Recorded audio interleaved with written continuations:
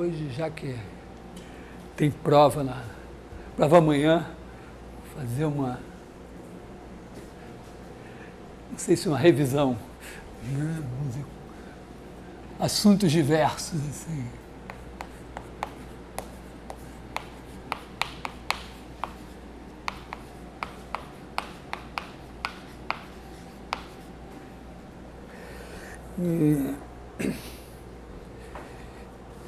Talvez a primeira coisa, né, então, é olhar para uma função, vamos dizer assim, ômega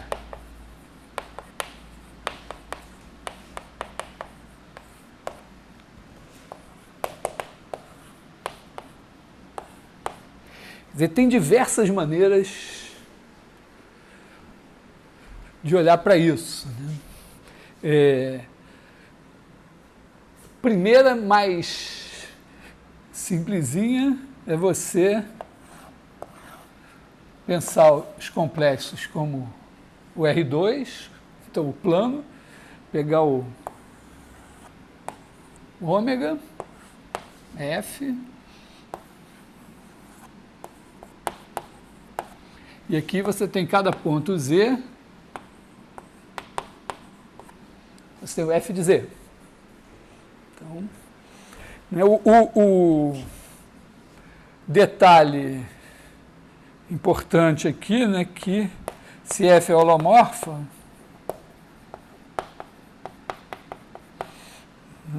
né, e F' diferente de zero, então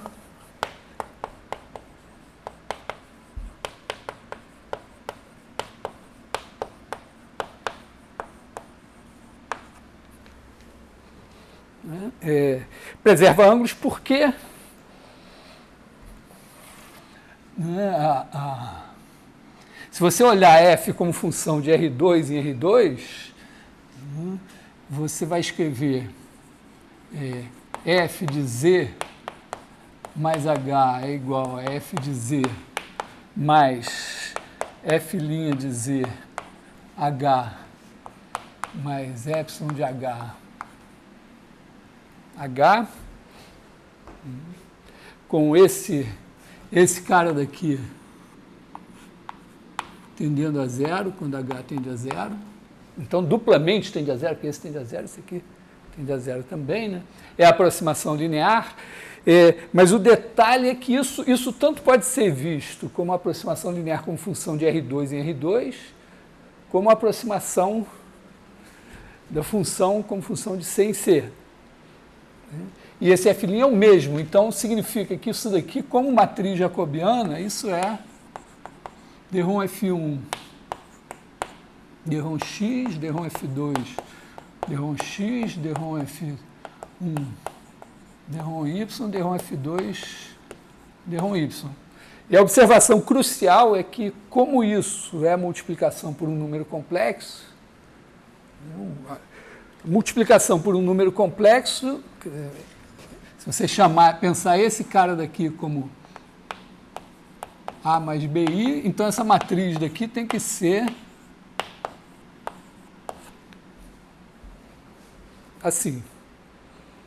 E isso é né, isso daqui é igual a raiz de A2 mais B2 sobre, vamos dizer, vezes cosseno θ seno θ menos seno θ cosseno θ, onde θ é um ângulo cujo cosseno é A sobre raiz de A2 mais B2 e seno B sobre raiz de A2 mais B2. Então, significa que olhando assim, se você pegar...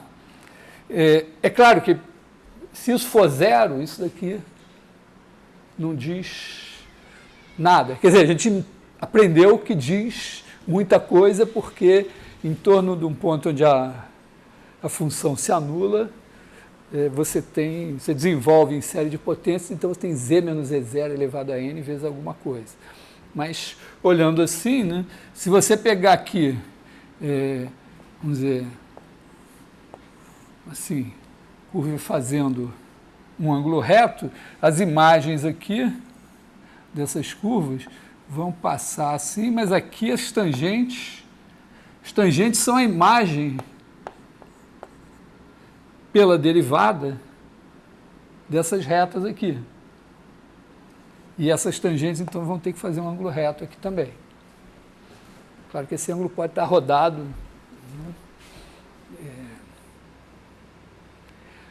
Um exemplo bastante interessante é f de z, geralmente a gente usa um meio. Meio aqui atrapalha, mas z mais 1 sobre z. Essa função muito famosa, e ela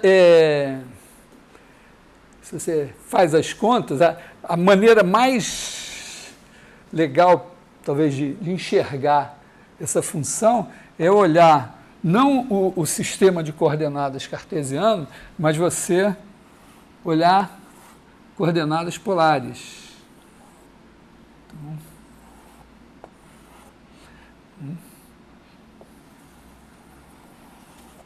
Porque essa transformação que ela faz é a seguinte: cada um dos círculos de centro na origem vira uma elipse de polos aqui em -1, de focos em -1, 1.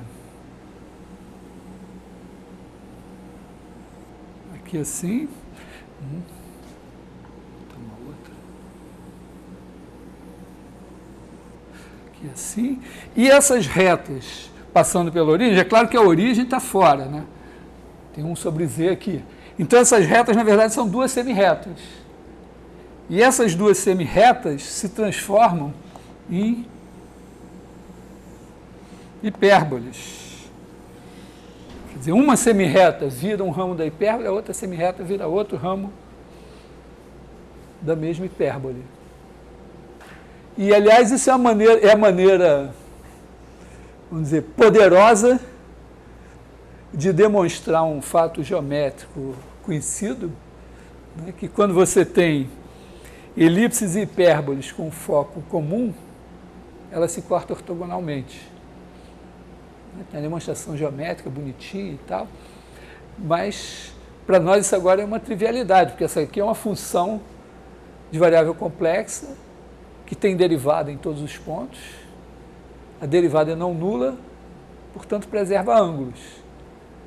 Então, se esse círculo vira essa elipse e essa semirreta e mais essa viram essa hipérbole, então, como aqui o ângulo é reto, aqui o ângulo é reto. Então, o sistema de coordenadas polares aqui vira um sistema de coordenadas, digamos, elíptico-hiperbólicas. Então, essa é, vamos dizer, uma primeira maneira de olhar para uma função de variável complexa. Bom, nós temos, vamos dizer, o principal aqui, né, é que, na realidade, a gente tem mais do que isso, né, perto de qualquer Z0,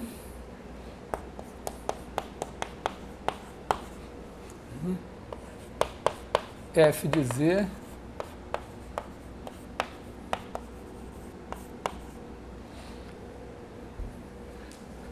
esse aqui é o teorema do Cauchy. Então, você pode olhar assim, e aí você tem coisas que daí decorrem.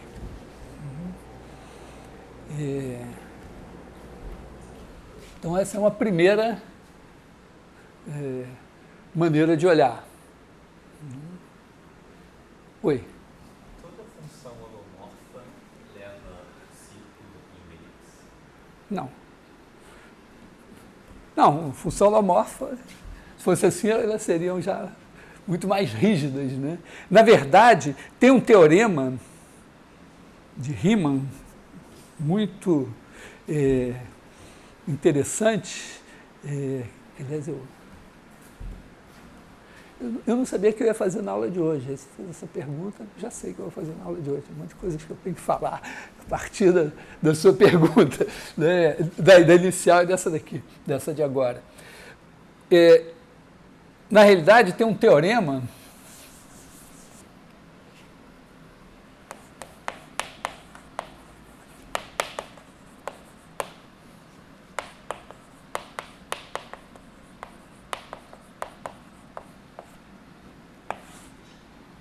O Riemann era aqueles caras bravos, assim. Bom, não é como o Galois, que morreu com 20 anos, mas o Riemann morreu com 39, ainda dava para ele ter feito umas tantas coisas. Né? Tem um teorema que é o seguinte, se você tiver um ômega aberto em C, e simplesmente conexo,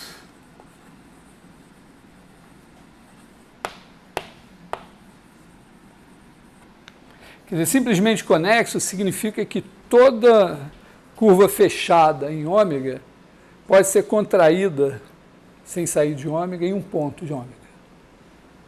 Quer dizer, para toda C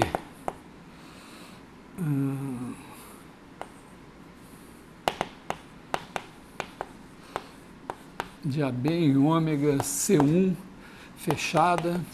C1 aí, na verdade é C0, mas, bom, tá, C0. Fechada. Fechada significa que C de A igual a C de B, né? Existe H, existe um ponto A pertencente a C e H de 0,1 vezes AB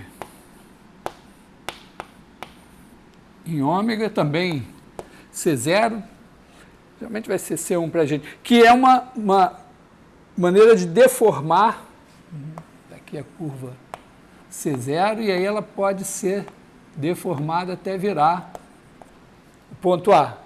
Então essa H aqui está aqui,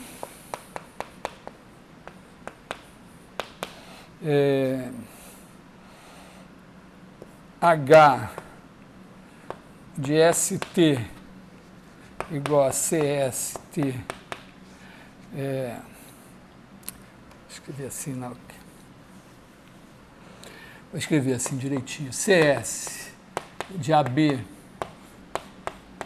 em ômega, que a cada T associa CS de T igual a H de ST, fechada,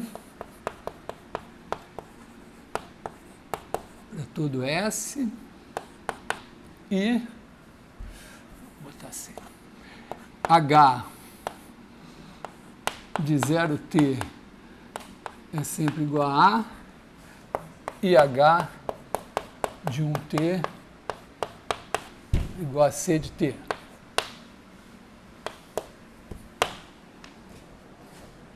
Então, significa que para cada S você tem uma curva fechada, elas estão variando continuamente. No tempo, aí tanto faz, né? Botar isso aqui 0, isso aqui 1, também dá no mesmo. Né? No tempo 0 você está em A e no tempo 1 você está em C0, ou vice-versa. Né? Então, imagina que você tem um cara assim. Então, o teorema de Riemann diz apenas o seguinte, se ômega é diferente, quer dizer, não é o conjunto dos complexos inteiro, é uma coisa assim, né? Então, existe uma F de ômega em D, D é igual ao conjunto do Z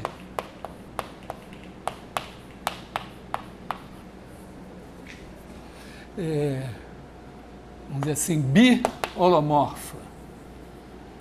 Eu deveria escrever biholomorfa, Com H ou sem H? Bom, vou botar com H, porque sem H vai ficar muito feio. Vai ficar parecendo italiano, né? Repararam, italiano, as palavras com H não tem H.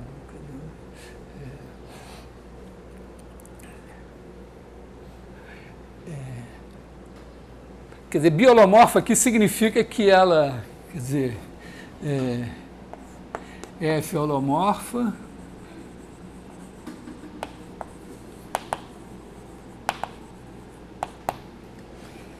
e bijetiva.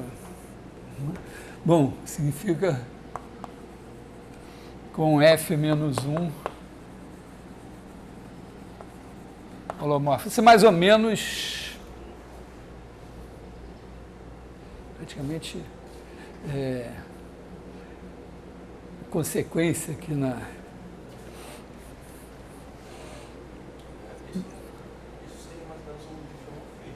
É um difeomorfismo, mas é mais do que um difeomorfismo. Tem uma, vamos dizer, tem uma certa categorização de quão bons podem ser os difeomorfismos. Quer dizer, tem o homeomorfismo, que é uma função só contínua com inversa contínua. Um difeomorfismo já é uma função... Já de difeomorfismo a gente exige pelo menos C1, uma função C1 com inversa C1. Mas tem o difeomorfismo de classe CK, para K maior que 1. Tem o difeomorfismo C infinito. E aqui ele é analítico, né? Quer dizer, ele se desenvolve em série. No caso do complexo, quer dizer, holomorfo é mais do que C infinito. Né? Você pode ter coisa C infinito que não se desenvolve em série, coisa assim. Né? Claro, se for melhor ainda, pode ser polinomial ou linear. Linear seria o mais simples que pode ser.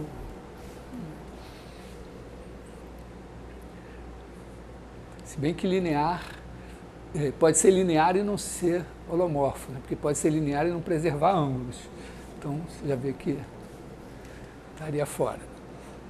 Quer dizer que, entendeu? Parece simples, mas existem abertos simplesmente conexos bastante... Aqui o simplesmente conexo, é claro, né? Porque não pode ter buraco nesse cara, porque... vamos dizer, o homeomorfismo, a função contínua com inversa contínua, tem que preservar buracos. Os buracos não podem desaparecer. Como o disco não tem buracos, tem que ser uma região minimamente, simplesmente conexa. Mas as regiões simplesmente conexas no plano podem ser bastante complicadas. Você pode fazer uma coisa bem esquisita e dá para ajeitar ela para ela virar um círculo. Surpreendentemente, o plano todo não dá.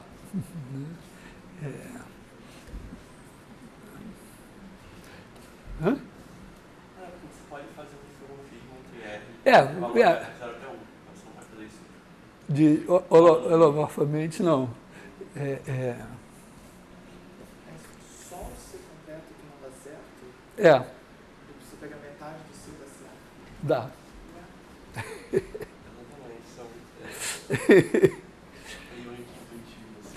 Então, vou deixar isso aqui em caráter informativo, não vou fazer nenhuma... a demonstração é meio técnica, assim, complicada, mas também, de certa forma, vamos dizer, esse mini curso de funções variáveis complexas é para dizer, bom, agora ou pego o livro, da variável complexa. Variável complexa é bom, tem uma referência que é a referência, o livro do Alfors. Eu tenho um amigo de Namérica que diz, se você quer saber se um livro é bom, você olha na bibliografia. Se começar pelo Alfors, então é respeitável. Não quer dizer que seja bom, mas pelo menos não é ruim. Então, assim, o Alfors então, ou você pega o Alfors ou faz um curso só de variável complexa, mestrado, alguma coisa assim. Bom, então aqui olhando a função como função do plano no plano, né? Tá?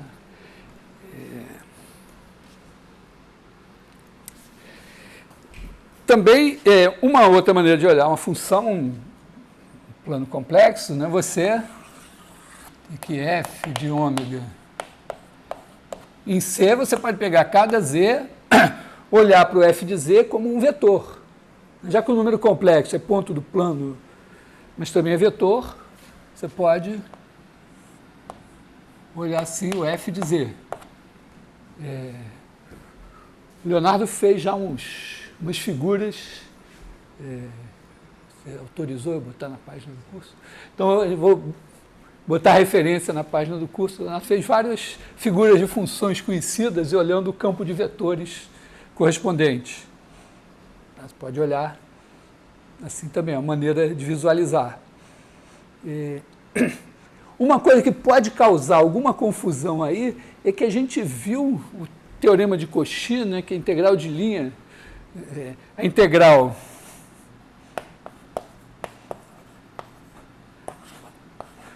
se tiver uma cobra de bambolê, isso daqui não necessariamente é zero, porque a curva C pode não se contrair em um ponto. Mas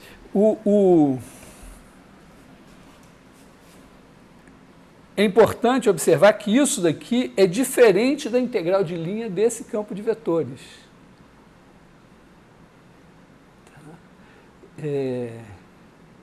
Isso aqui é diferente. Não precisa do bambolê aqui, né? Vou botar cobra sem bambolê. Você tem aqui uma curva C. Isso aqui é diferente da integral sobre C de f de xy. Eu acho que eu usei ds, né? DSzinho. Geralmente usa o DL para não confundir tá a flechinha aqui direitinho.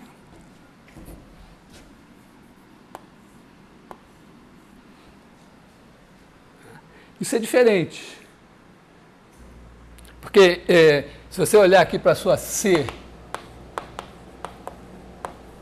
de AB em ômega, né? C de T igual a X de T Y de T, e a nossa F de Z igual a F1 de Z, F2 de Z. Essa daqui vai ser a integral de A até B de F de C de T, vou botar assim, F de X de T, Y de T, escalar X ponto de T, Y ponto de T, dt. Que vai ser F1 integral de A até B de F1 de XY X ponto mais F2 de XY Y ponto dt. Isso é um número real. Enquanto que essa daqui é a integral de A até B de F de Z de T vezes Z de T como número complexo. Z ponto. Isso daqui vai ser integral de A até B de F1 de Z mais I F2 de Z vezes X ponto mais I Y ponto dt. Então vai ter uma parte real e uma parte imaginária. Isso aqui é um número complexo.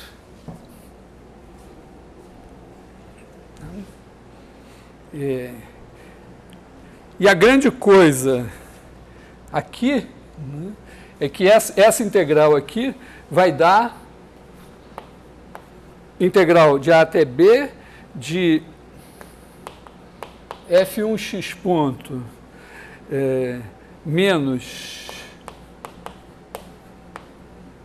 F2y ponto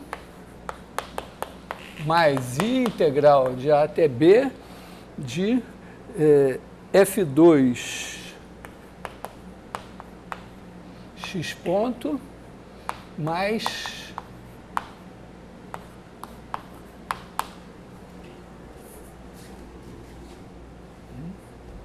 só aquele igual ali que é diferente ali de cima.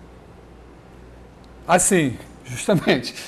Isso aqui, na verdade, que a gente está vendo já. Vamos dizer, isso aqui já mostra que não. Vamos dizer, a pergunta da igualdade nem faz sentido, a menos que isso aqui fosse sempre real,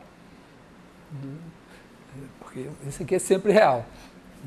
Agora, esse cara daqui, o importante na história, né, é que se você fizer, se você chamar isso aqui de ômega 1,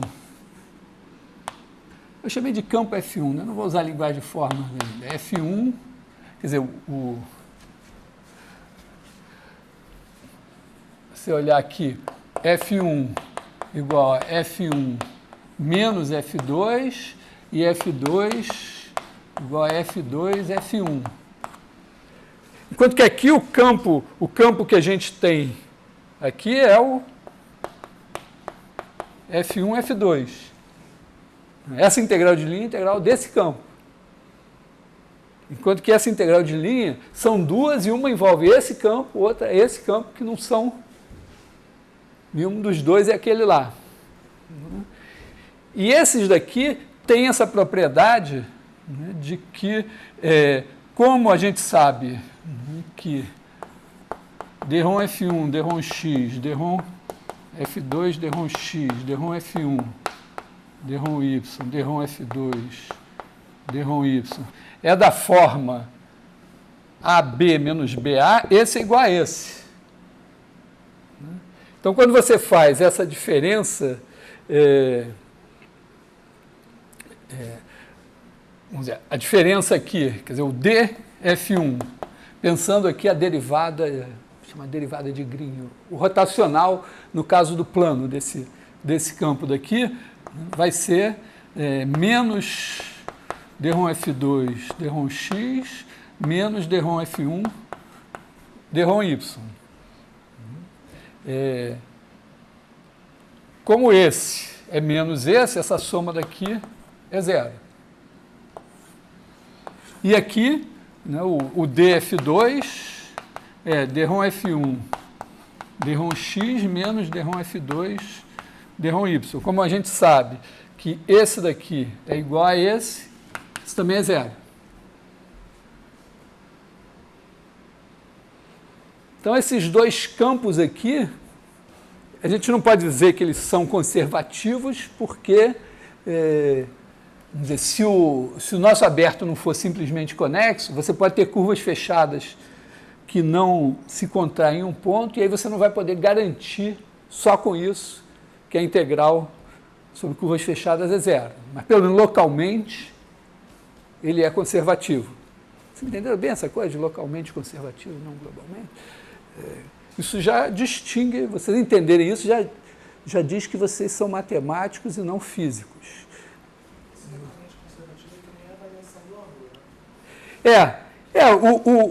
Porque o fato é o seguinte, se você pega um ponto aqui, nessa bolinha aqui, qualquer curva fechada é bordo de uma região, ou pode se contrair um ponto. Então, quando você faz a integral de linha sobre essa curva, você usa o teorema de Stokes, ou de Green aqui, e dá zero. Então, a integral sobre qualquer curva fechada é zero, então ele é conservativo aqui. Mas globalmente pode não ser. Agora, esse cara daqui, né, será que, vamos dizer, se você olhar para esse cara como F, né, o DF, é igual a dρm F2 dρm x menos dρm F1 dρm y. Quer dizer, você gostaria que esse, aliás, que esse daqui fosse igual a esse também, quer dizer, ele é igual e ele tem que ser zero nessa história aí. Tá? Bom, não dá para esperar tanto. Um exemplo que me ocorre, que eu acho que funciona, é olhar para f de z igual a z ao quadrado. Se você olhar para x mais y ao quadrado, isso vai dar x2 menos y2 mais 2i xy, quer dizer, esse cara daqui é x2 menos y2, 2xy. Então, dρm F2, dρm x é igual a 2y, e dρm F2, dρm y é igual a menos 2y, é isso? Tá. Então, quando você faz esse menos esse, dá 4y. A menos que, quando y for zero, tudo bem. Mas... Então, aqui, em princípio, não, vamos dizer, essa integral aqui não é o que... Quando você está olhando para um campo definido por uma função complexa, não é essa integral a interessante, realmente. Essa daqui é boa. Sei lá, num problema particular pode ser que sim, mas não é isso, né? Mas você tem essas duas aqui, que são uma coisa interessante. Então, a gente está jogando com os números complexos. Essa integral aqui, de certa maneira, é uma integral nova, mas ela foi criada, vamos dizer, com a mesma motivação que essa, embora eu nem tenha explorado isso, de dizer, bom, eu quero saber se essa f daqui é derivada de alguma função complexa. Pelo que a gente está vendo, a integral disso sobre qualquer curva fechada vai ser zero se a gente puder garantir que a curva homotópica é um ponto. Então, claramente a gente tem aqui um teorema, que é um corolário também de coisa que a gente já sabe, né? É que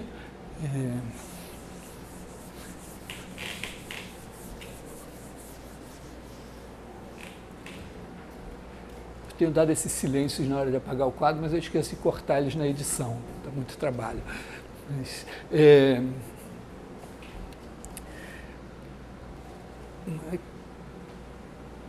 quer dizer, se C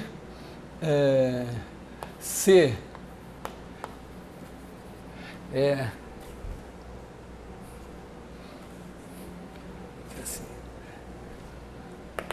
C de AB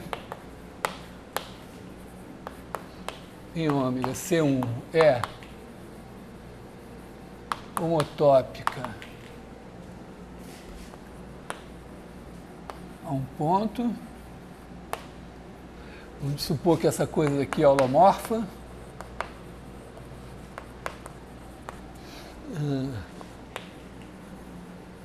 Então,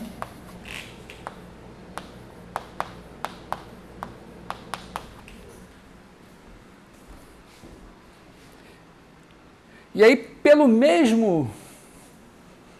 o mesmo resultado que a gente fez em Rn, garante que se a integral de f sobre qualquer curva fechada é zero, então f tem uma primitiva. A gente construiu assim. Então, eu acho que isso chama teorema de Moreira, não sei, não tenho certeza.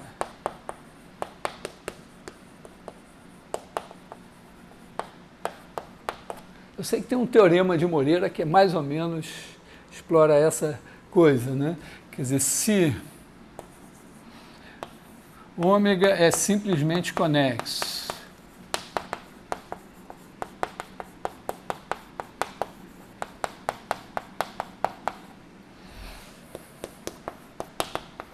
e F é holomorfa,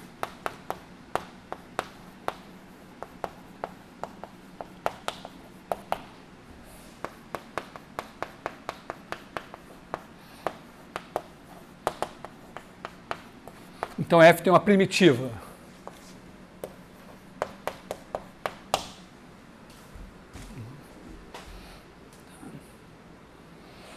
Isso é consequência do teorema de Cauchy, né, e do resultado que a gente provou no começo. Acho que esse resultado não tem nem dono, ninguém patenteou, né, de que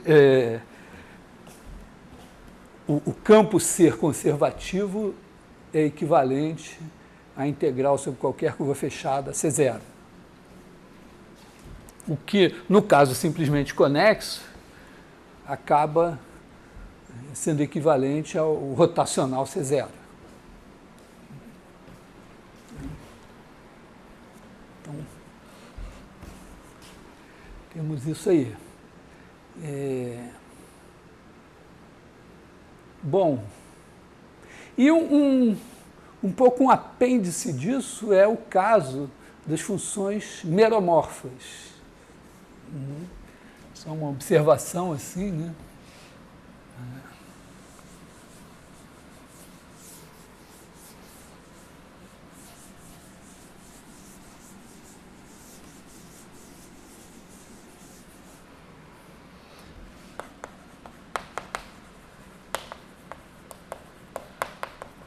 Função meromorfa é uma função que é holomorfa em ômega, exceto um subconjunto de pontos isolados e que todos são polos. Quer dizer, então, existe P contido em ômega,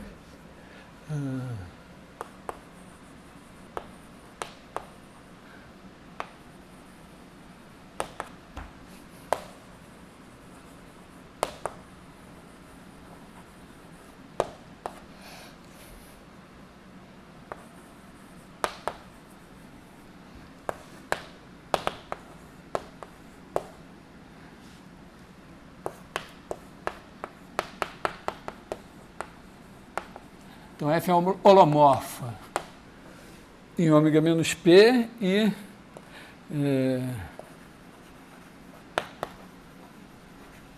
todo ponto de P é polo de F.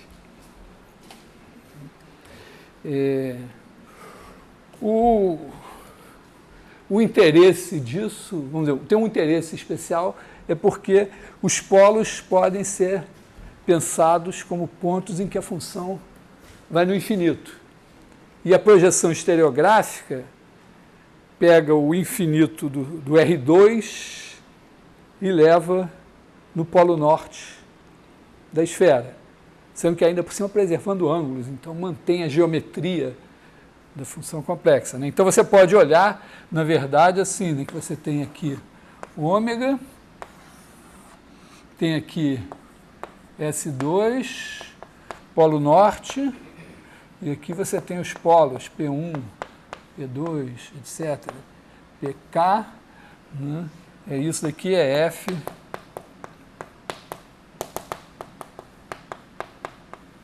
Todos vêm parar aqui. Então, dá lá umas visualizações interessantes.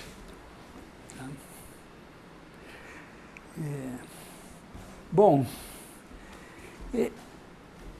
acho que eu deveria comentar também que, de certa forma, vamos dizer, a gente falou de séries de Fourier, né, um pouco, do operador de Laplace, depois resolveu, mostrou lá a fórmula de Poisson, resolver a equação de Laplace, e depois entrou por funções de variável complexa. E tem um truque que foi usado sistematicamente, né? Quer dizer, toda vez que você tem uma singularidade, isolada, você cerca ela por uma bolinha. Não sei se vocês repararam assim, né?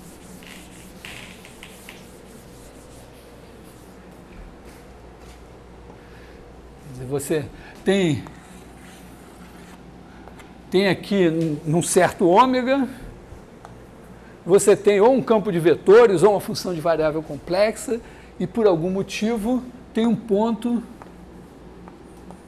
P0 aqui, que é uma singularidade. Então o que você faz? Vamos dizer, o bordo de ômega é um S ou uma curva C, aí você cerca ele por uma bolinha de raio epsilon, que tem como bordo uma esferinha de raio epsilon. E aí o que acontece? Bom, você tinha um problema, você não poderia aplicar o teorema da divergência, ou o teorema de Green, ou o teorema de Cauchy, ou qualquer coisa no ômega, porque você tinha esse ponto aqui. Aí você faz isso, nesse pedaço aqui, você pode aplicar o teorema. Então, tipicamente, você tem alguma coisa aqui, vamos chamar alguma coisa ômega, que você integra, né, que tem integral no bordo, assim, né? Então, você não pode escrever que a integral sobre o bordo de ômega de ômegazinho é igual a integral sobre ômega do d ômega. Tá? Isso aqui pode ser um campo de vetores com divergência ou uma coisa com a derivada, no caso do teorema de Green, alguma coisa assim. Isso aqui não dá, porque tem esse buraco aqui. Então, você troca isso, né, por essa região aqui, você troca ômega por ômega menos a bola de raio epsilon. E aí o bordo, né, aí você pode escrever a integral sobre o bordo de ômega menos a bola de raio epsilon, o seu ômegazinho é igual a integral sobre ômega menos a bola de raio epsilon do seu d ômega, que pode ser a divergência ou pode ser a f', no nosso caso.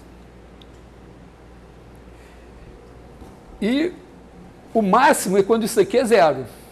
Quando isso aqui é zero, esse lado está resolvido, e isso daqui vai ser a integral sobre S menos a integral. E aí você garante que a integral aqui é igual a integral aqui. A gente fez isso, né? A gente fez isso para obter a fórmula, né, quando a gente deu Laplaciano de U igual a zero em ômega e U igual a F no bordo de ômega, a gente estava procurando a U não tinha problema, mas a gente não tinha problema, a gente inventou, né? Colocou aqui, multiplicou por um V que era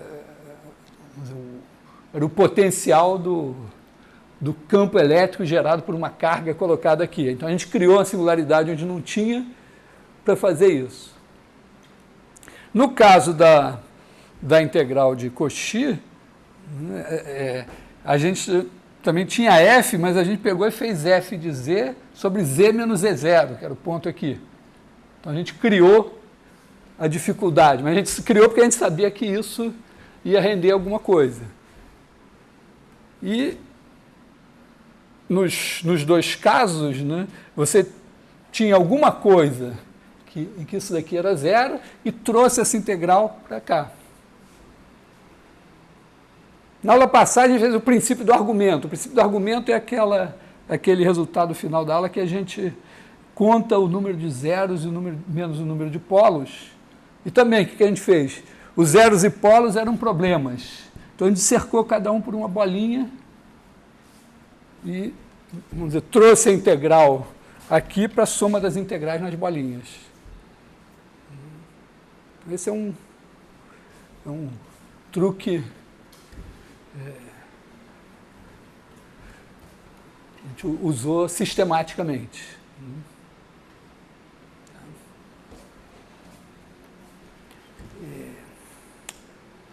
Bom,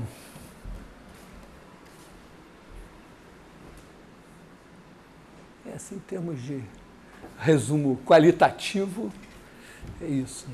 Não esquecer também, tivemos mecânica dos fluidos, uma introdução à mecânica dos fluidos, que é o teorema da divergência. Estou devendo um pouco, o rotacional ficou um pouco desprezado até agora nas aplicações, né? Ele apareceu assim no plano, as funções de variável complexa, eu dei uma interpretaçãozinha dele, mas eu não vou entrar em equações de Maxwell agora, mas nas equações de Maxwell o rotacional aparece.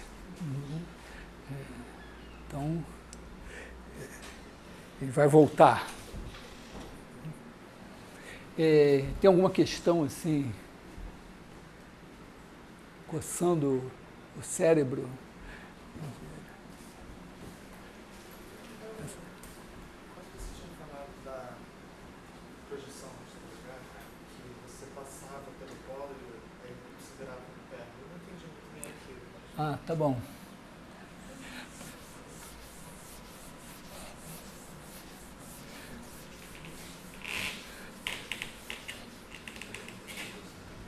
Então, voltando à projeção estereográfica.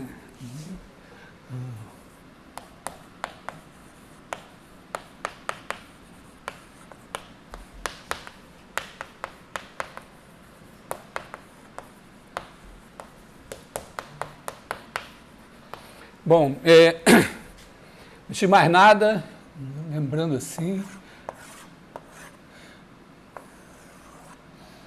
aqui você tem S é igual ao conjunto dos x, y, z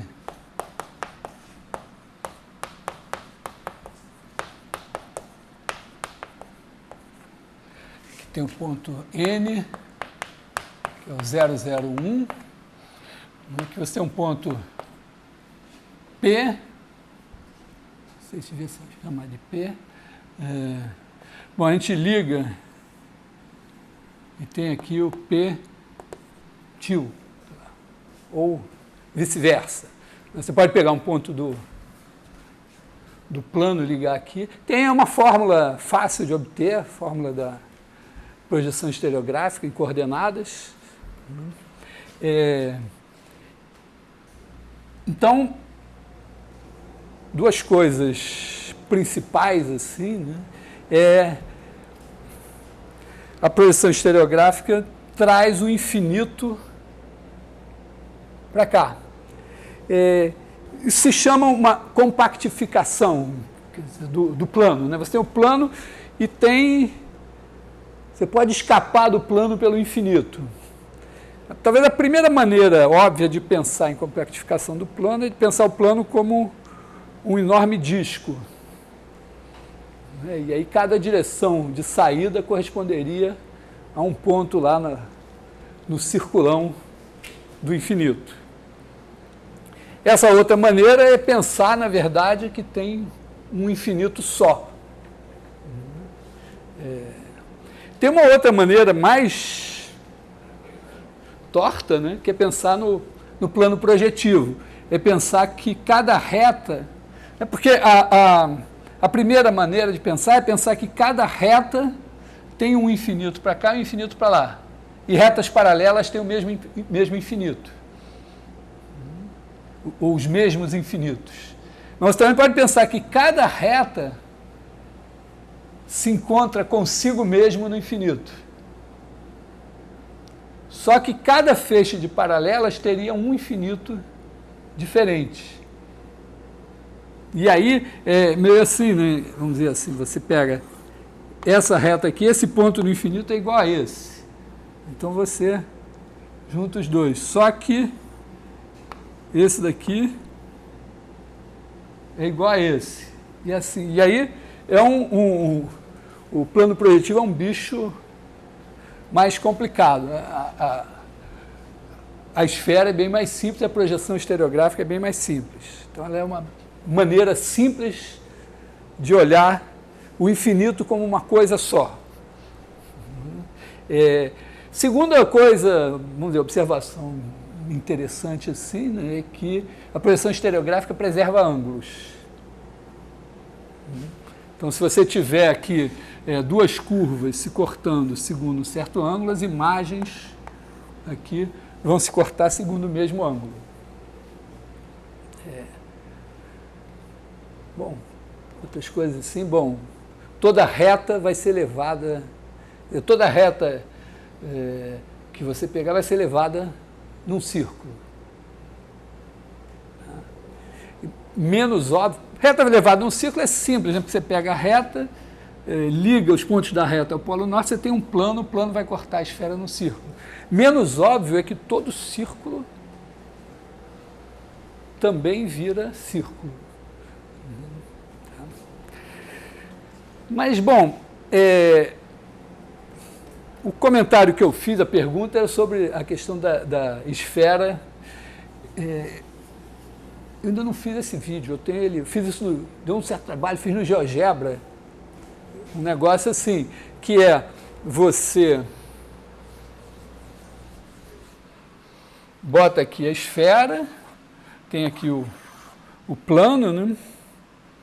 Tá um pouco, vou botar ele um pouco mais assim, ele corta aqui um discão, tem aqui o polo norte, e bota aqui uma reta no plano para servir de diretriz e um ponto aqui para servir de foco.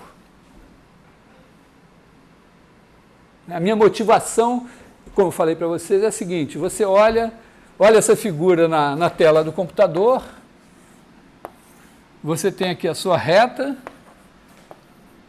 o seu foco F, agora você pode começar a fazer elipses aqui. Então, você faz uma elipse de excentricidade E.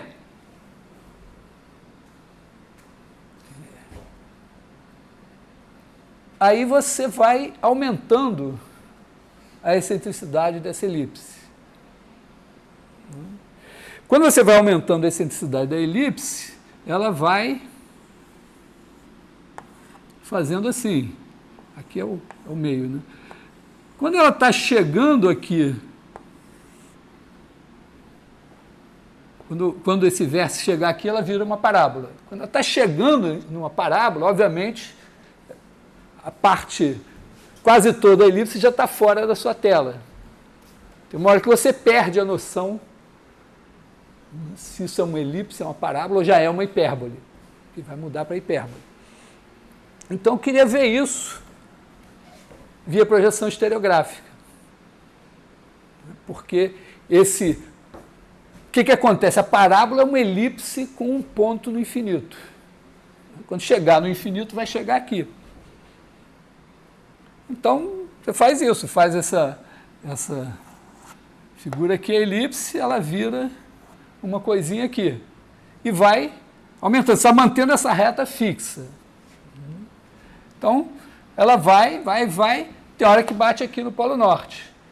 Tem uma coisa interessante, que é, quando chega no Polo Norte, ela forma um bico. Quer dizer, a parábola aqui é uma elipse com um bico. E imediato, se você olhar de cima, então você vai ver assim, o Polo Norte vai ver uma coisa assim. Por quê? Porque imediatamente depois você vai ter uma coisa assim, que é a hipérbole. Esse daqui é um ramo, esse aqui é o outro. E os ramos da hipérbole, eles se cruzam no infinito, né? Como se você pensasse assim, a hipérbole, ela tem as assíntotas. Mas o que acontece? Você vai andando por aqui, quando chega no infinito, você volta por aqui. E aí você vai por aqui, vai lá no infinito e você volta por aqui. Então, é isso, né? Você veio por aqui, fez isso. Então, isso é uma coisinha bonitinha de ver, de geometria analítica. Mas isso tem... eu usei um pouco essa ideia, né? Não da elipse, mas essa ideia do ponto no infinito, para dar uma visão mais topológica do princípio do argumento, que era... Hã? Eu ia perguntar uma coisa. Pergunta aí. Você fez aquela reta, né? E o pontinho. E aí ia fazendo assim. Uhum. Ela vira uma parábola quando toca, né? Sim. Ela vira uma hipérbole quando passa. Porque isso a gente sabe, né? Você fixa uma reta, fixa um foco, chamar essa reta de diretriz. Então você pega aqui um ponto P e olha a distância de P a F e a distância de P a D.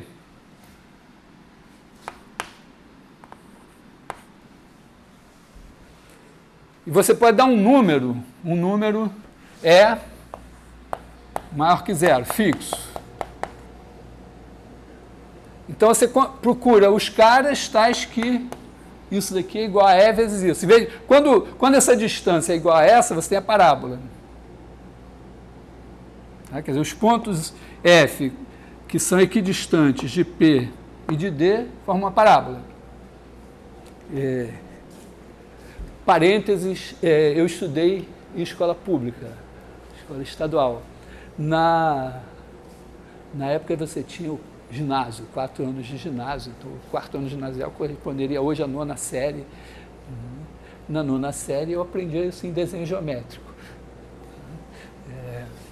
Traçar a parábola, que não é nenhum bicho de 7 cabeças, né? O que você faz? Você pega a sua reta aqui, seu foco aqui, e vai traçando paralelas aqui. Sendo que aí você pega essa distância, essa distância aqui você abre no compasso, traça um círculo assim, você vai ter 2 pontos da parábola, né? Essa distância daqui vai ser igual a essa distância aqui, depois outra e tal. Então, uma coisa... qualquer criança pode entender. Mas o interessante é que, em vez de botar só igual... não sei porquê, mas quando eu estudei no colégio, a gente aprendia elipse e parábola pela outra definição, soma das distâncias, focos constantes, diferença das distâncias e tal. Mas, se você mudar, em vez de botar igual aqui, botar esse número E, quando E é menor que 1, você tem uma elipse. E quando E é maior que 1, você tem uma hipérbole.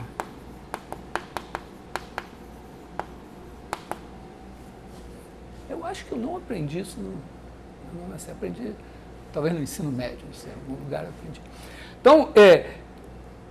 Então é razoável, né, você colocar essa questão. Você começa com a excentricidade 0, que dá um ponto aqui assim, e aí você vai aumentando a excentricidade. Vai aumentando a excentricidade. Você vai tendo elipses. Quando a excentricidade chega em 1, você está na parábola. Quando ela passa de 1, você tem a hipérbole. E não é difícil você ver que, realmente, quando é maior que 1, o problema, vamos dizer, para cada ponto aqui, tem um outro ali, o outro do lado de cá. Então, essa definição, ela não permite você ver... Você claramente tem uma simetria aqui assim, né? Lado de cá igual ao lado de cá. Mas não é evidente que a elipse tem uma segunda simetria, um segundo eixo de simetria assim. Nem que tem um outro foco e uma outra diretriz. E que a hipérbole também tem uma simetria e tem uma outra diretriz aqui, um outro foco aqui. definição não deixa isso tão evidente assim. Mas, tudo bem. Mas, então, a questão é essa. Quer dizer, você pode se colocar esse problema de ir visualizando isso, só que você nunca vai ver na tela do computador, a menos que você vá mudando a escala para acompanhar. Né? De qualquer maneira, vai ficando... Você vai ter que mudar a escala até um ponto em que esse ponto aqui vai colar nessa reta aqui. Então, botar na projeção estereográfica é uma maneira de enxergar. Tá? Bom, mas a ideia aqui do princípio do argumento, então é pensar assim, né? Você tem aqui o ômega. Primeiro, é uma ideia simples o seguinte, imagina que você tem aqui ômega, e tem f de ômega em C holomorfa. Mas ela pode ter alguns zeros aqui. Um zero aqui, Z1, Z2, Zm, aqui assim. Pensa essa curva como se fosse uma curva homotópica a um ponto, para ficar mais simples. Uma maneira... Foi a ideia que eu usei para mostrar para vocês o teorema fundamental da álgebra. Essa ideia, certamente, é devida ao Rouchet. Rouchet é o cara, eu acho que fez essa demonstração, entendeu essa história assim. Eu posso olhar para F,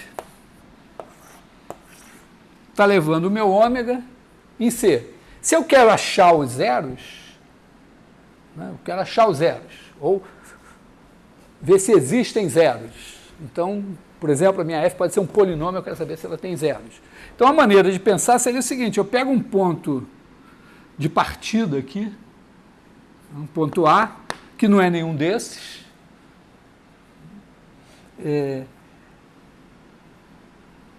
vamos dizer, tudo bem, eu poderia pegar o A ao acaso e ele ser levado em zero, mas seria realmente muita sorte. Então, o meu f de A está aqui. E aí pego uma curvinha, um círculo.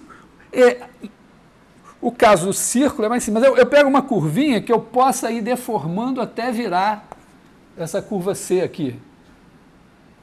No caso dessa C ser um círculo, eu pegaria o centro e pegaria círculos de raio epsilon e iria aumentando o epsilon até virar o raio do círculo. Mas imagina essa mesma ideia, pensando assim, você pega uma curvinha simples aqui, né, já que esse negócio é homotópico, essa C é homotópica, a curva constante A, você pode ir fazendo essas curvinhas assim. E aí você olha para as imagens delas aqui. Então, essa curvinha vai varrer todo o ômega. Cada vez que ela passar por um zero, essa curva passa por aqui. É claro que, em princípio, né, uma função qualquer de R em R, ela poderia dar uma dobrada, assim, de maneira que, vamos dizer, quando você chegasse aqui em zero, ela recuasse e voltasse para trás. No caso da função holomorfa, não vai poder, porque a função aqui, ou a derivada aqui é diferente de zero e ela vai ter que avançar, ou é zero e ela vai ter que enrolar e dar algumas voltas aqui em torno do zero. A gente pode olhar isso, mais ou menos o seguinte, ó, quando ela chegar, vou botar o Z2 aqui mais longe, né? Quando ela chegar aqui e passar daqui para cá,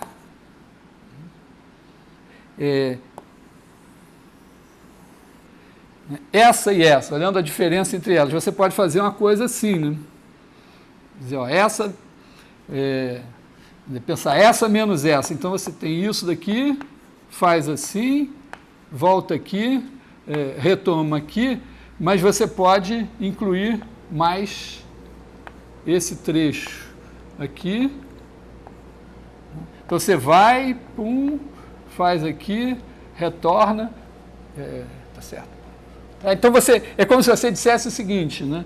A diferença dessas duas curvas é essa curva que faz assim, que dá 0 voltas em torno de Z1, mais essa daqui que dá uma volta.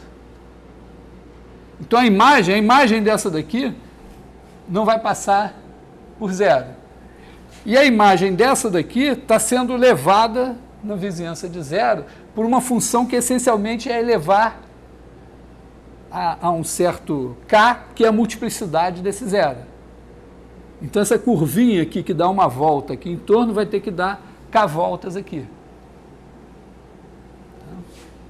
Então depois, desfazendo o negócio, você vai ter, vamos dizer, você vai ter um salto de número de voltas que é K. Então, a ideia, vamos dizer, a ideia cinematográfica é simplesmente você, né, programa isso, faz essa homotopia aqui. Claro que no caso que não for círculo vai ser mais complicado, né, achar as funções e tudo, mas você vai fazendo isso e cada vez que você passa por 0 aqui, você tem uma mudança no número de voltas. Que a curva... Então você olha, ó, você sabe que a integral... Quer dizer, aqui você tem a curva C índice R. Você olha a integral de 1 sobre Z dz sobre a F de C índice R. Porque a curva está aqui. Cada vez que ela passa por um 0, a imagem dela aqui vai ter que passar pelo 0 aqui, o número de voltas vai mudar. E vai mudar da multiplicidade do 0. Então, você vai fazendo isso e você, no final das contas, você espera, né, que quando você tiver a integral sobre f de c de 1 sobre z dz, isso daqui é igual a número de zeros, com as multiplicidades.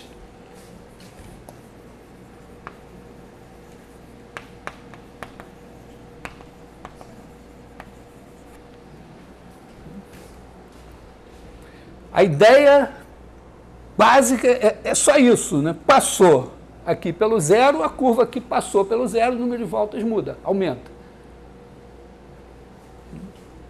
Simples. Então, isso dá uma demonstração do teorema fundamental da álgebra, pegando o ômega igual a C, polinômio e tal. Tem um trabalho nisso. Agora você pode introduzir uma dificuldade, que é acrescentar polos.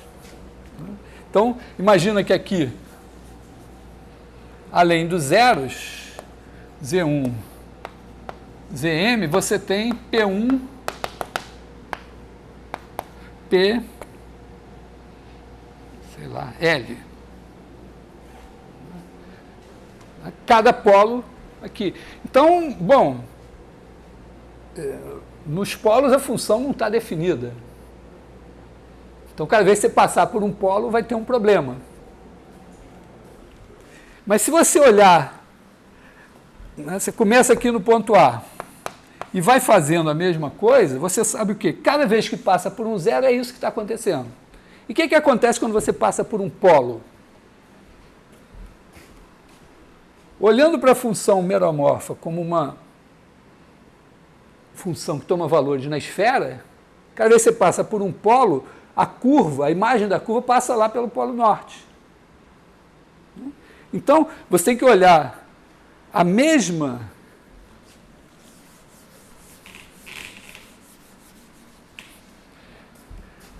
coisa, né? Só que agora a sua função é aqui. Aqui está o polo norte, aqui está o polo sul, que é o 0. O polo norte é o infinito. e você olha meio que assim de dentro, né? Então, a sua curvinha começa aqui assim, né? Esse aqui é o f de A, e cada vez que você passa por um zero, ela passa a envolver, passou por um zero aqui, ela passa a envolver o Polo Sul. Mas agora, você não pode deixar de envolver o Polo Sul, a menos que você passe de novo por um zero. Só que o fato de que tem um fato importante, né, que a função holomorfa, ela não faz assim. Então, ela sempre anda para frente. Vou deixar esse detalhe mais fino. Mas agora tem uma maneira dessa curva que está envolvendo o zero deixar de envolver o zero, né, que ela vir assim e passar pelo Polo Norte. A curva está assim, aí vai, esse cara passa pelo Polo Norte e ela de repente vira uma curva assim, que você pode olhar para isso sem o Polo Norte. Quer dizer, quando você olha lá no chão, não tem o Polo Norte. Você olha a curva, passou pelo polo, ela está no plano complexo. Então, quando ela passou por aqui, quando você olha no plano complexo, ela estava dando uma volta em zero e deixou de dar. Então, é bastante razoável, então agora a ideia de que você vai andando aqui, cada vez que você passa por um zero, essa integral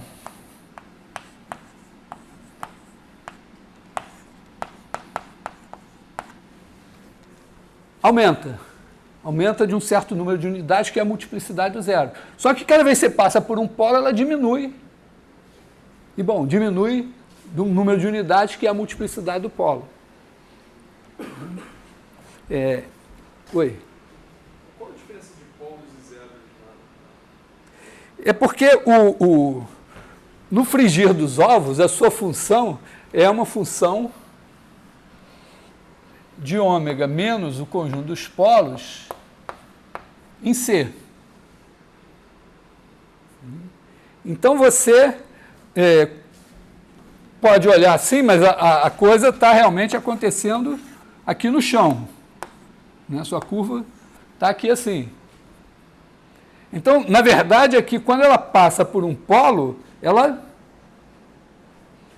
deixa de existir a imagem da curva, porque tem um ponto da curva que foi lá no infinito. Então, ela quebrou. No momento que ela quebrou, você sabe, né, se tiver um poste aqui atravessando essa sala do chão até o teto, né, se a gente amarrar uma corda em torno do poste, se eu sair e voltar e ela não estiver mais enrolada no poste, é porque cortaram, desfizeram o nó, não foi tirando assim. Então, mas aí, quando ela passa por um polo, justamente ela quebra. E aí, se ela quebrou, tudo pode acontecer. Então, a visão geométrica da coisa é que quando ela passa por um polo, aqui na esfera ela não quebra. Ela continua uma curva fechada, só que passou por aqui. Olhando lá, na hora que ela passa por aqui, ela passou pelo infinito. Mas quando ela volta, se ela passar assim, ela volta assim. Então, essa curva, vamos dizer assim, num instante anterior, ela era uma curva que... Vou tirar essa aqui. Estava envolvendo a origem. Aí esse cara foi lá para cima e quando ela voltou, ela não está mais envolvendo a origem. Então, é essa a ideia.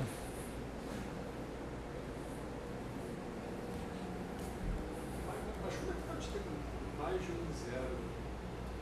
O zero é necessariamente ponto de origem ou não? Não. Os zeros aqui são os pontos que são levados em zero. A f, eu estou procurando as raízes de um polinômio, por exemplo. Então, são os caras que são levados em zero. Os polos são os caras que são levados no infinito. Só tem um zero e só tem um infinito. Mas tem um monte de caras que vêm aqui e um monte de caras que vêm aqui. Vamos dizer, em princípio. Né? Então, vamos dizer, é um resultado absolutamente razoável. Isso daqui, em geral, né, só, vamos dizer, isso aqui vai ser integral sobre... É a mesma coisa que integral sobre CR de F' de Z sobre F de Z dz. É só fazer a conta e dá isso. Então, em geral, ele aparece enunciado não dessa maneira aqui. Né? Quer dizer, no final das contas, o que você tem é o seguinte, né, que a integral sobre C de F' de Z sobre F de Z dz é igual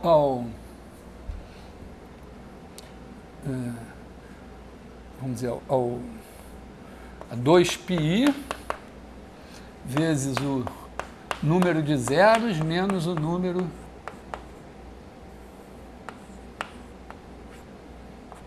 esse número aí são os caras contados com as suas multiplicidades.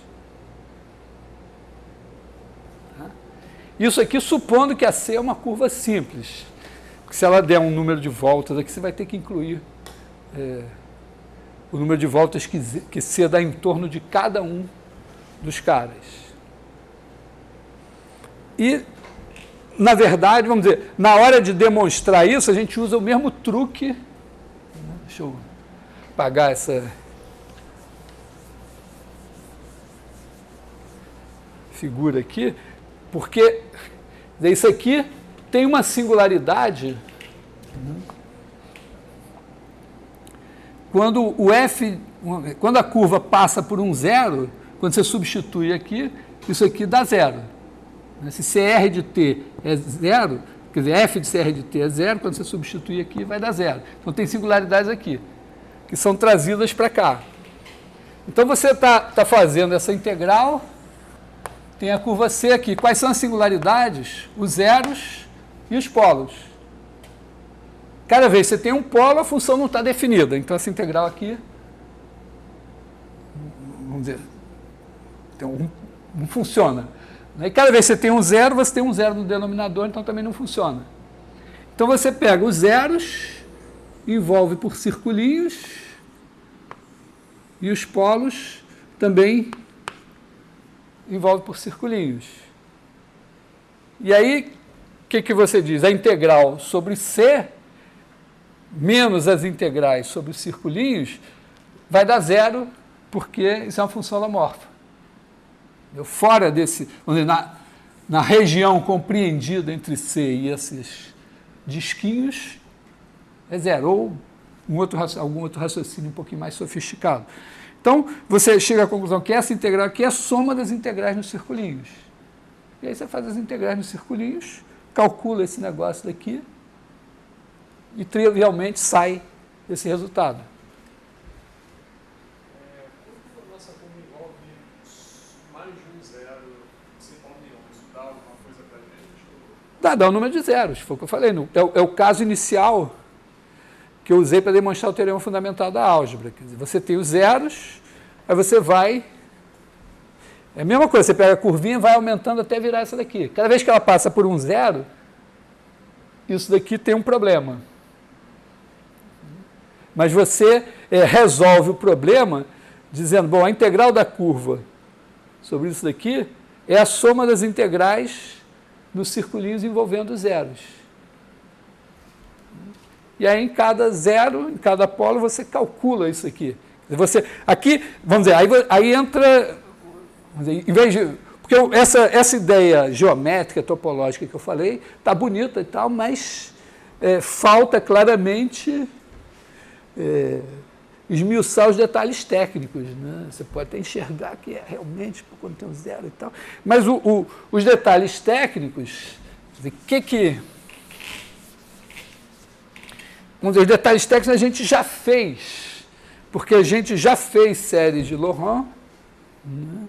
E a gente sabe, quer dizer, a gente fez as séries de Taylor, a série de Laurent, então, se você tem um zero, né, Z1, f de Z1 igual a zero, então, perto de Z1, f de Z é igual a somatório de n igual a zero a infinito de AN, Z menos Z1 elevado a n. Como esse cara daqui é zero, o A0 é zero. Pode ser que o A1 seja zero e tal. Então, isso daqui, na verdade, vai ser um Z menos Z1 elevado a K, somatório de N igual a K até infinito, de AK, Z menos Z1 elevado a N menos K. Já que, vamos dizer, até o Késimo é zero, esse daqui é diferente de zero. Então, resulta que isso daqui é uma função G, que não se anula em Z1. Então, você pode escrever Z menos Z1 elevado a K, G1 de Z, e já que a G1 não se anula em Z, eu posso pegar uma bolinha suficientemente pequena para que ela não se anule aqui nessa bolinha. E aí, na hora que você faz a conta, entendeu? A integral era aqui. Quando você trouxe para cá, agora você está integrando uma coisa que você sabe que é assim. Então, aqui, não precisa botar G1, bota G só. Né? Então, isso é a sua F. Então, F' de Z é igual a K, Z menos Z1 elevado a K menos 1, mais G de Z, mais Z menos Z1 elevado a K, G' de Z.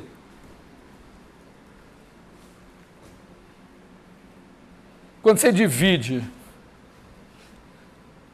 por F, né, F' de Z sobre F de Z, vai ter o seguinte, ó, K sobre Z menos Z1, mais G' de Z sobre G de Z. É a conta disso aqui. E aí, quando você integra isso aqui pertinho, isso daqui vai dar K vezes 2πi vezes o número de voltas. Quer dizer, na verdade, integrando aqui, vai dar K vezes 2πi, como você está fazendo um circulinho aí, vai dar K vezes 2πi. E esse aqui vai dar zero, porque essa função aqui é holomorfa, então você está integrando uma curva fechada, aqui ela não, como ela não, o denominador não zera aqui, não tem problema nenhum, dá zero. Então, essa parte dá zero. Então, a parte de cada zero vai produzir a multiplicidade do zero vezes 2πi. Mas faz a conta análoga num polo. Né? Num polo, em vez de você ter Z menos Z1 elevado a K, você vai ter esse cara no denominador. E aí você faz a mesma conta e vai dar a multiplicidade do polo, só com um menos na frente. Então, aqui a gente está fazendo, eu diria que é o tipo de coisa que a gente faz com muita frequência em matemática, é o seguinte, você tem certas ferramentas algébricas, analíticas, teoremas, coisas que você desenvolve e tal, e aí você tem uma certa situação que você olha, analisa, modela e diz, pô, isso aqui tem que dar, eu acho que vai dar isso aqui. Aí você mete lá nas contas e, eventualmente, você pega as ferramentas e tal, no meio você até perde um pouco a intuição da coisa, mas você já entrou nas contas convicto que era aquilo que tinha que dar. Então, é meio isso aqui. Eu estou fazendo a conta meio usando as ferramentas, mas antes eu já tinha uma intuição. Geralmente, não é tão simples assim. O primeiro cara que faz, às vezes ele não tem... Quer dizer, às vezes ele tem em alguma coisa, tem algumas coisas que talvez ele não enxergue, mas ele vai lá, faz e depois, quando o negócio é bom mesmo, leva séculos, décadas, séculos depois, as pessoas arrumando a casa para entender que porcaria era aquele negócio ali. Então, essa é uma boa aplicação do... Não é porque a gente desenvolveu a série de Taylor com Coxia, Sérgio Laurent e tal, é uma boa aplicação simplesinha. Como eu falei, tem... eu devia ter pensado, não tenho exemplo na cabeça, mas tem integrais, vou só ressaltar isso de novo.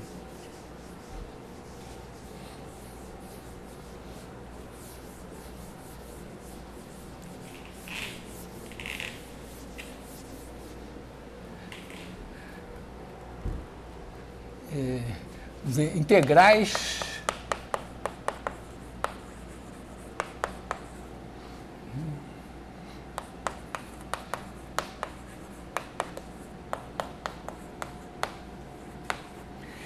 tipicamente são integrais impróprias, nem sempre assim.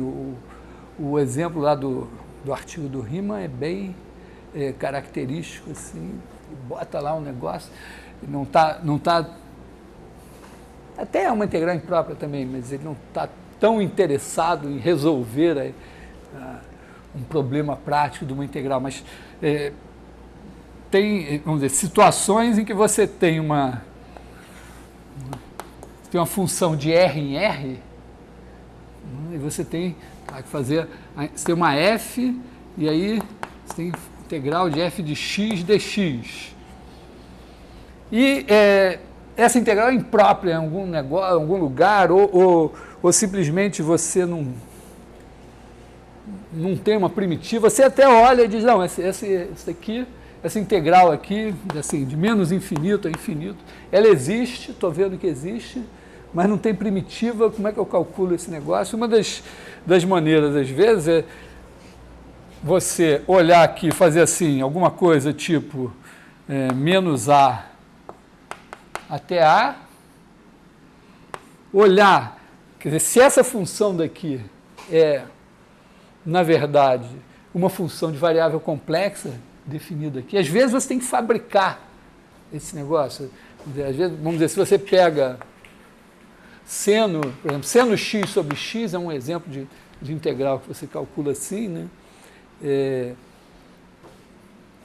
Ela não aparece assim tão simplesinha. Então, quando tem um seno, eventualmente você bota um e elevado a i θ, alguma coisa do tipo, pega a parte real, ou soma, você pode fazer seno θ é igual à parte imaginária de e elevado a i θ, ou é igual a 1/2 de e elevado a i θ mais e elevado a menos i θ. Coisas assim que fazem aparecer uma função complexa onde não tinha. Então, realmente isso é tão usado assim que tem livros, assim, ou capítulos de livro, cálculo de integral por resíduos e coisas assim. Tem até uns tipos claros. Mas um macete básico numa situação assim é você dizer, bom, eu pego, em vez de fazer a integral de menos infinito a infinito, já sei que ela existe, eu faço de menos a A, penso já essa função com a função de variável complexa, então seria um f de z dz aqui. Mas isso aqui não é uma região fechada, mas você fecha, por exemplo, o macete típico é fazer isso. Quando você fecha, bom, agora você tem essa integral e tem mais essa. Então, tipicamente, duas coisas que geralmente fazem parte do programa e que dão certo. É você agora, essa função, você passa para essa curva C, integral sobre C, de f de z dz. Primeiro, ela tem uma parte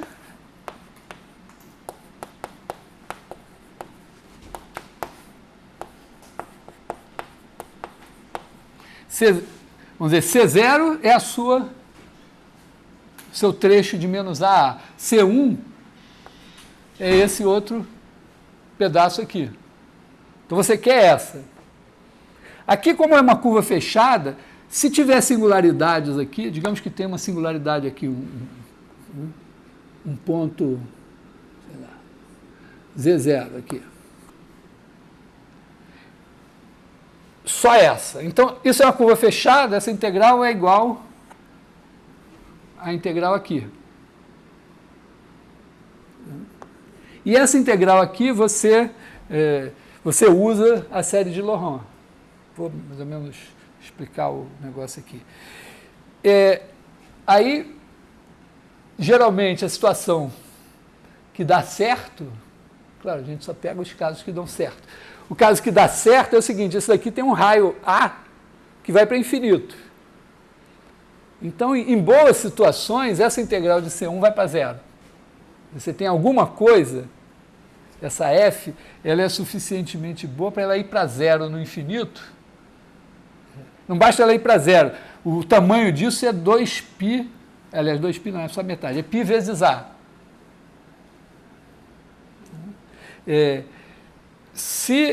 Então, o tamanho da curva é proporcional a esse raio A. Se o F no infinito for para zero mais depressa do que 1 sobre A,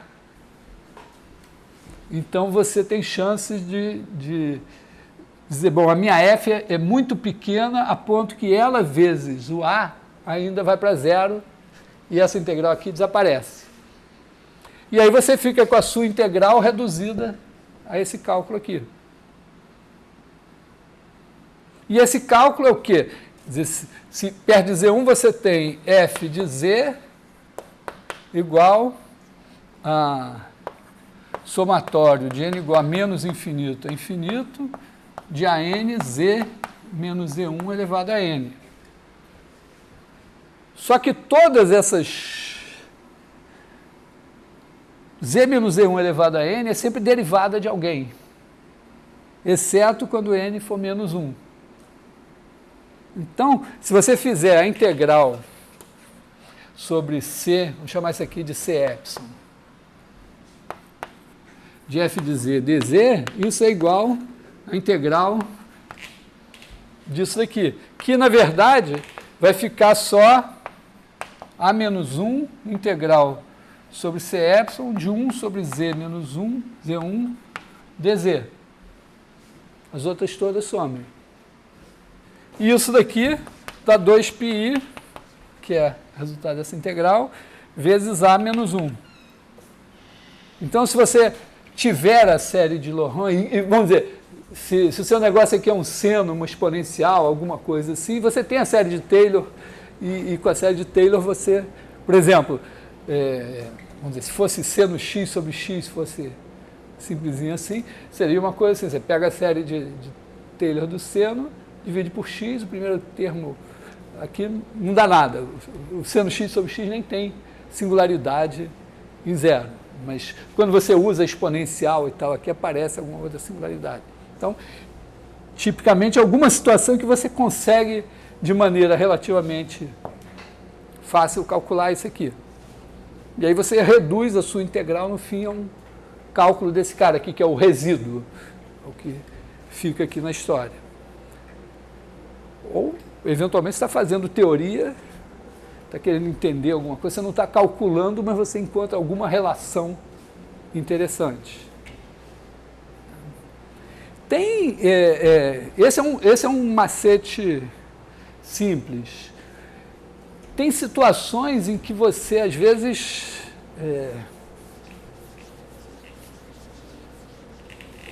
cria coisas do seguinte tipo, né? Você sabe que o logaritmo de z não está definido direito para todo z. Mas, por exemplo, você pode pensar o seguinte, né? Você está aqui. Uma maneira é tirar essa semi-reta, uma maneira usual é tirar essa semi-reta e dizer, ó, para z, que não está nessa semirreta, eu posso dizer que o logaritmo de z é igual ao logaritmo do módulo de z mais o argumento de z. O argumento de z é isso, né? Se z está aqui, você pode dizer, isso aqui é o meu θ. Então, quando você vem por aqui, está perto de zero, e quando você vem por aqui, está perto de 2π. Então, tem integrais meio...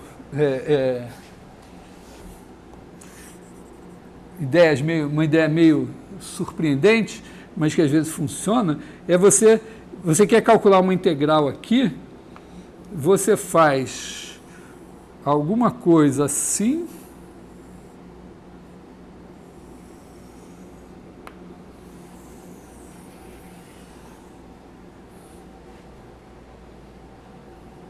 e aí faz essa distância que tende a zero.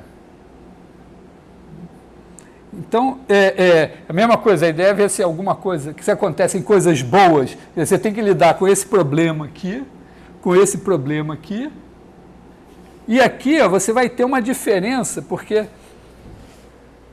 não é exatamente a mesma coisa, né? Porque aqui o seu logaritmo, quando você tende a zero, o argumento tende a zero. E por aqui, quando você tende por aqui, tende a 2π. Então tem uma diferença entre o limite da integral vindo por aqui e o limite da integral vindo por aqui. E isso, eventualmente, dá alguma coisa que preste.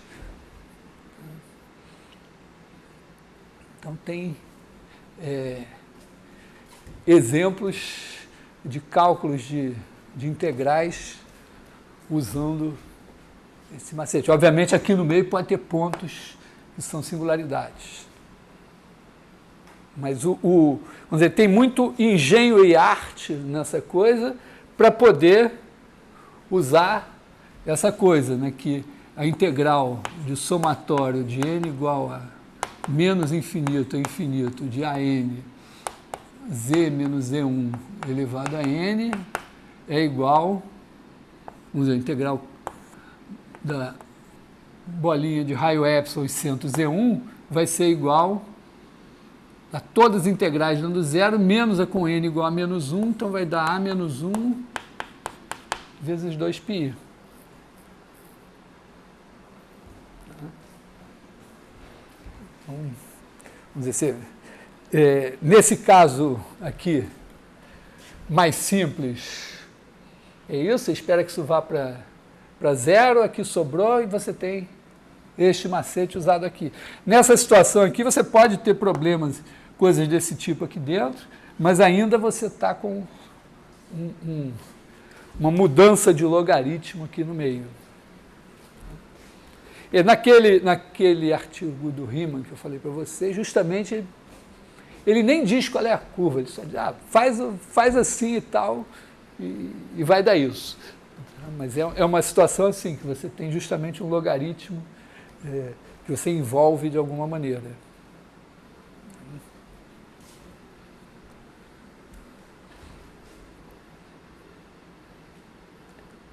Acho que eu fico mais ou menos com o dever moral de, além do artigo do Riemann, botar alguma integral assim por resíduos na prova. Né? Vamos ver o que eu consigo fazer de hoje para amanhã. Alguma outra questão assim? Dúvida? Pô, então vocês estão estudando menos do que deviam, né? Então tá bom, seja o que Deus quiser.